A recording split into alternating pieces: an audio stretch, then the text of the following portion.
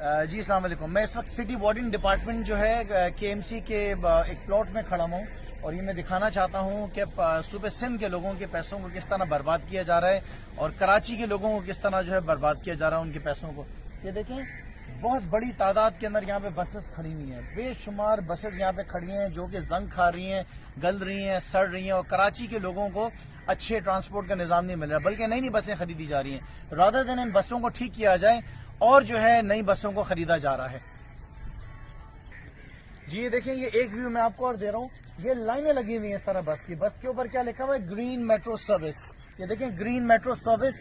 یہ یہاں پہ تقریباً جو ہے نا میرے خیال سے 200-250 یا 300 بسز یہاں پہ کھڑی ہوئی ہوں گی جو کہ زنگ کھا رہی ہیں. ان کو ٹھیک کیا جا سکتا ہے. اس کا سامان چوری ہو رہا ہے. یہ دیکھیں اس کی کیا حال کیا ہوا ہے, اس کا حشر دیکھیں. یہ کراچی والوں کا پیسہ ہے جس کو برباد کیا ہوا ہے. آئیے ذرا اندر آ کے میں چاہتا ہوں کہ اس کو دکھایا جائے کہ یہ بسز کا کیا حال ہو رہا ہے, کس طرح یہاں پہ بسز کو برباد کیا جا رہا ہے. یہ دیکھیں یہ کراچی والوں کا پیسہ ہے, یہ صوبہ سندھ کا پیسہ ہے.